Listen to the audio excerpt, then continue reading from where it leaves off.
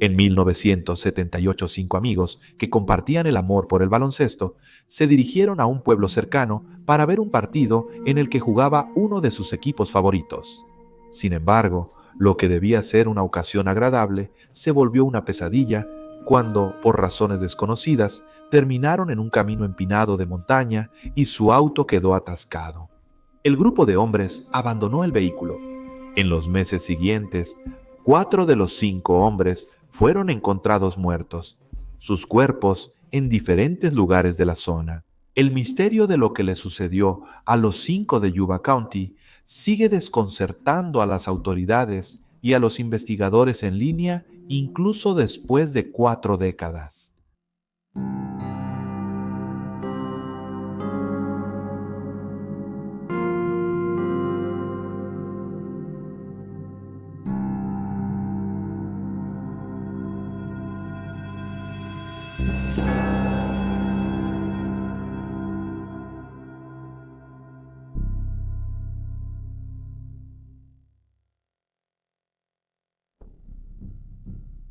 Gary Matthews mostró los primeros signos de enfermedad mental cuando aún estaba en la preparatoria e incluso fue hospitalizado alrededor de los 16 años. Después de dejar la escuela, se enlistó en el ejército de los Estados Unidos, pero abusó constantemente de las drogas durante sus años de servicio.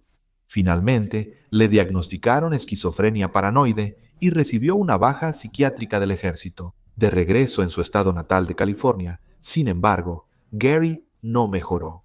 En lugar de buscar tratamiento, continuó automedicándose con sustancias ilegales y fue arrestado y encarcelado en varias ocasiones por llevar a cabo ataques violentos contra hombres y mujeres. Escapó de un hospital psiquiátrico en 1974 en pijama y viajó 160 kilómetros haciendo autostop hasta su casa. En otro incidente, cuando escapó del hospital, caminó 870 kilómetros desde Portland, Oregón, hasta Marysville, California.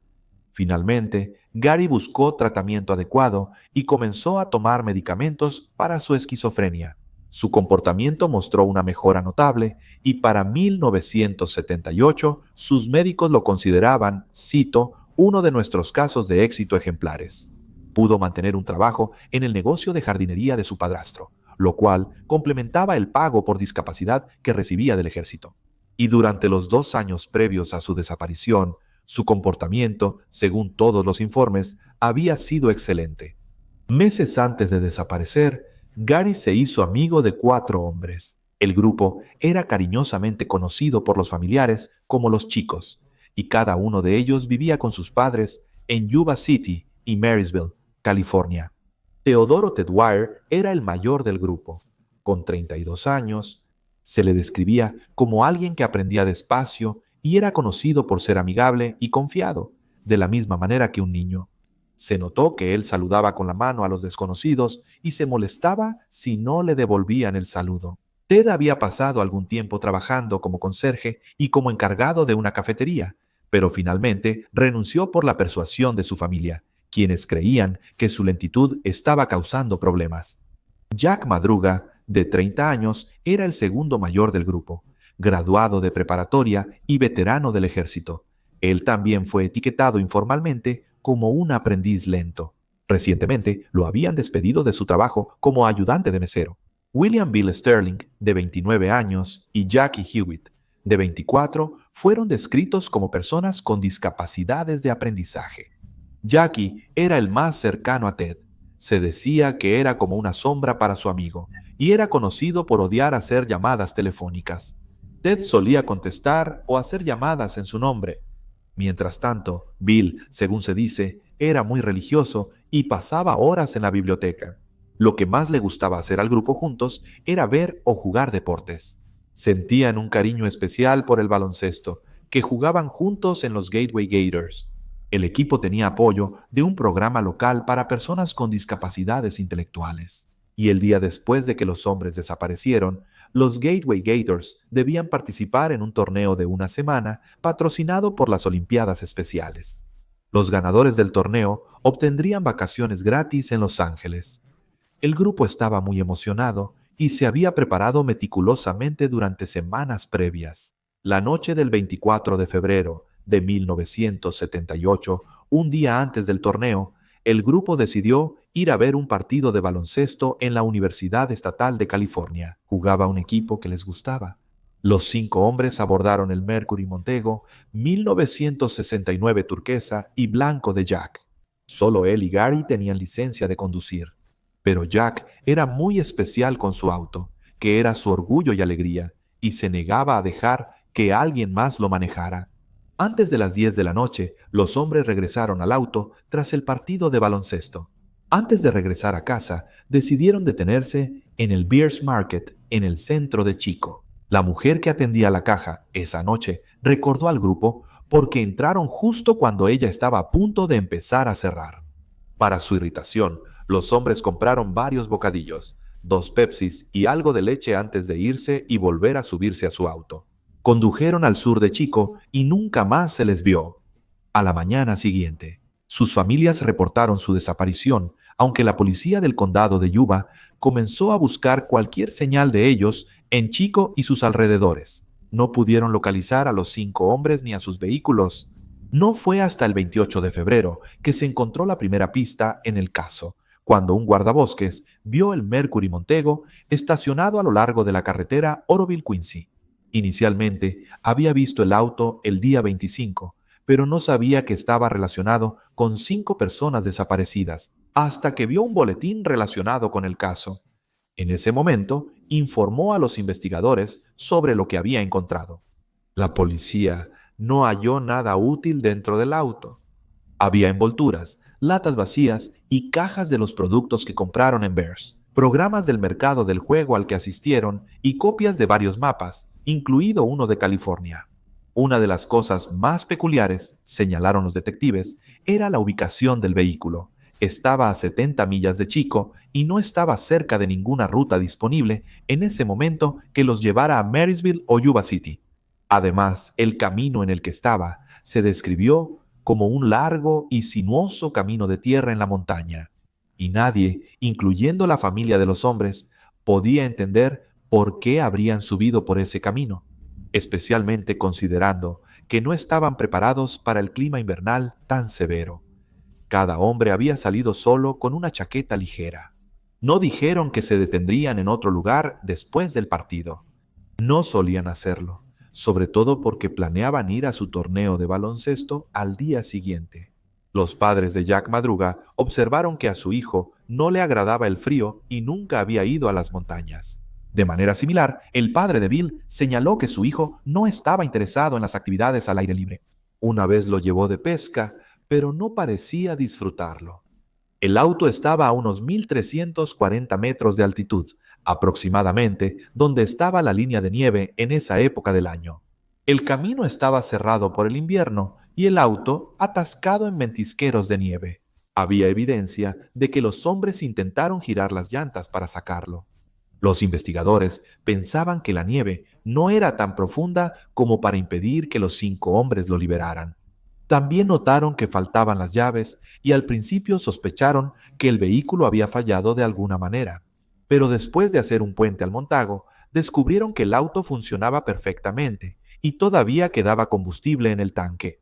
Esto generó mucha confusión sobre por qué los hombres abandonaron su vehículo.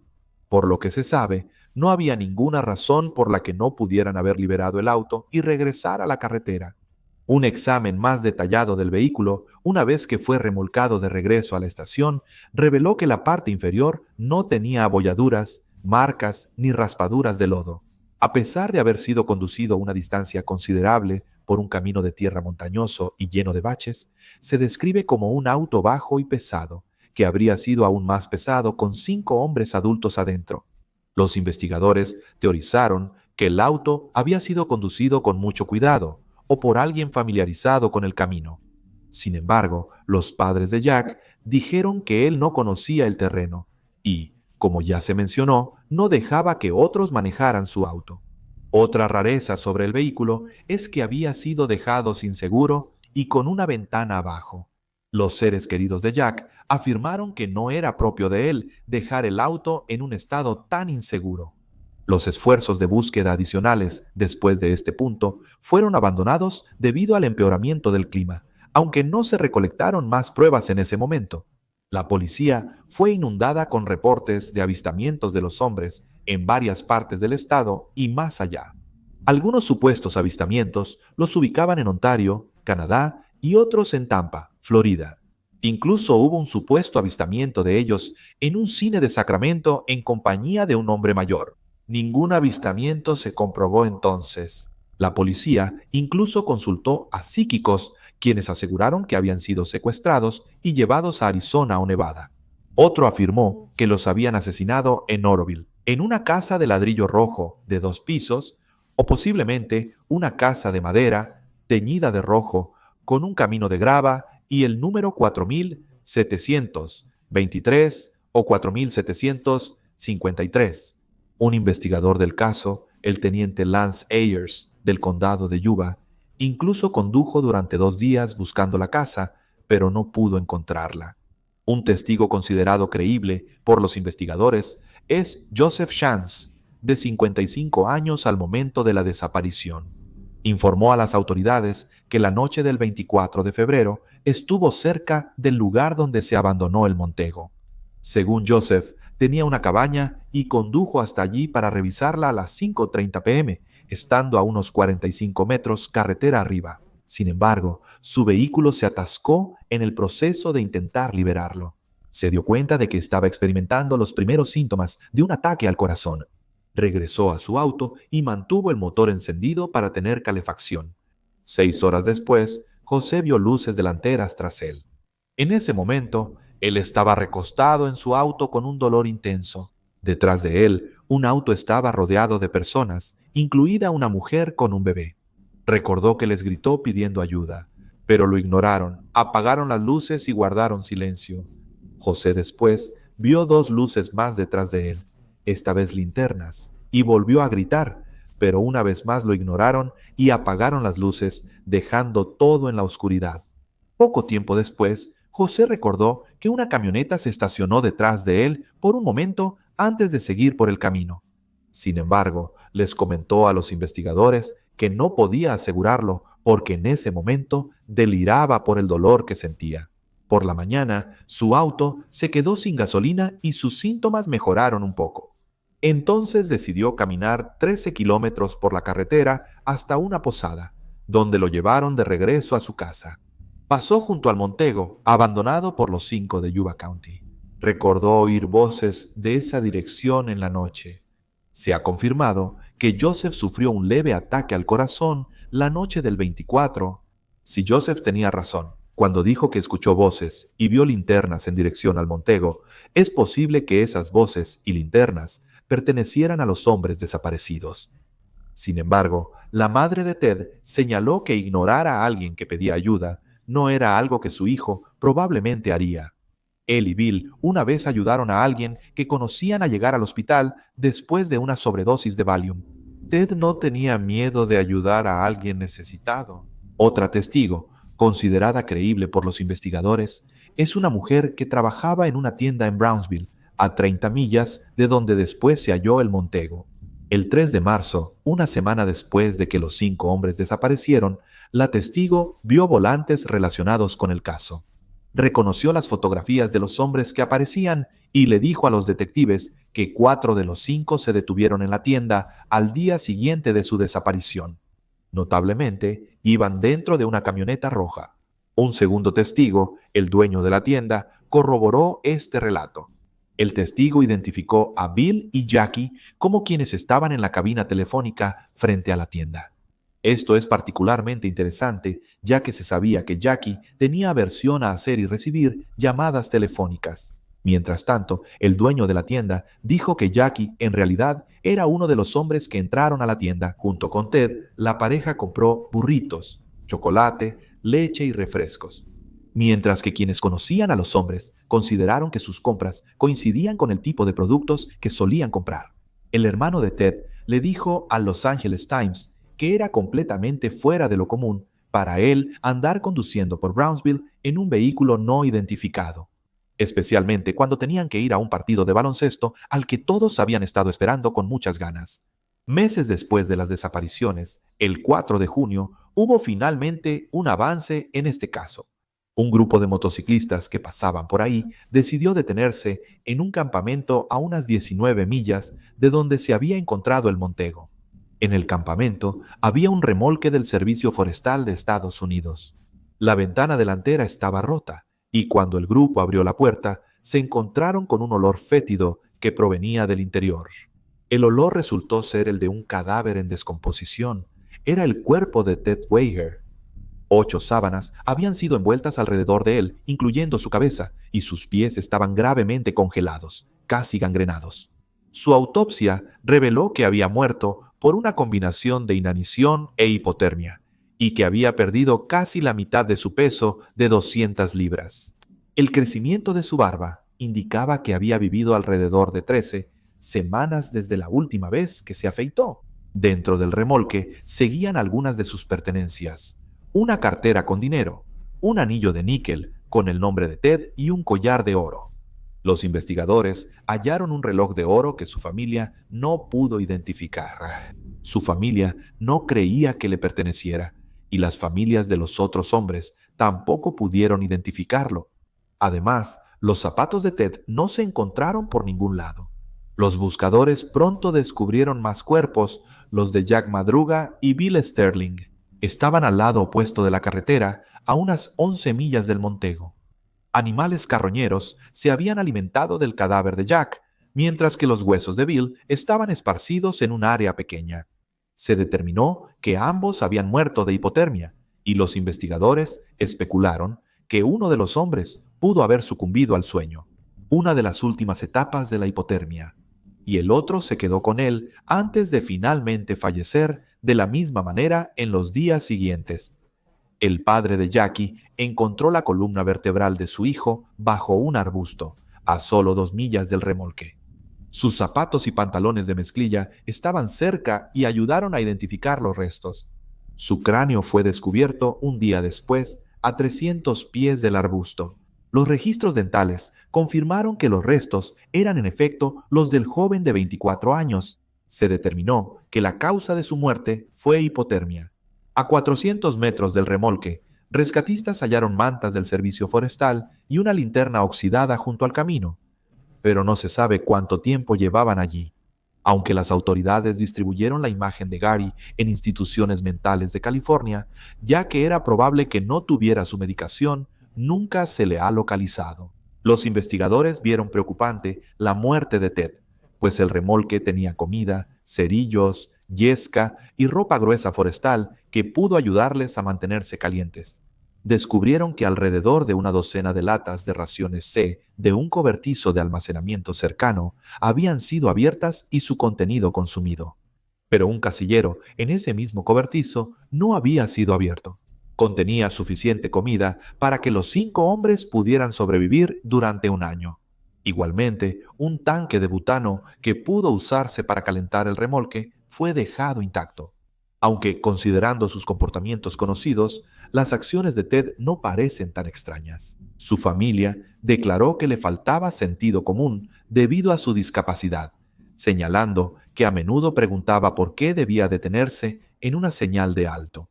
Y una vez gastó más de 100 en lápices que no necesitaba una noche cuando la casa de la familia se incendió. Tuvieron que sacarlo a la fuerza de la cama después de que pidió a su familia que lo dejaran descansar para el trabajo del día siguiente.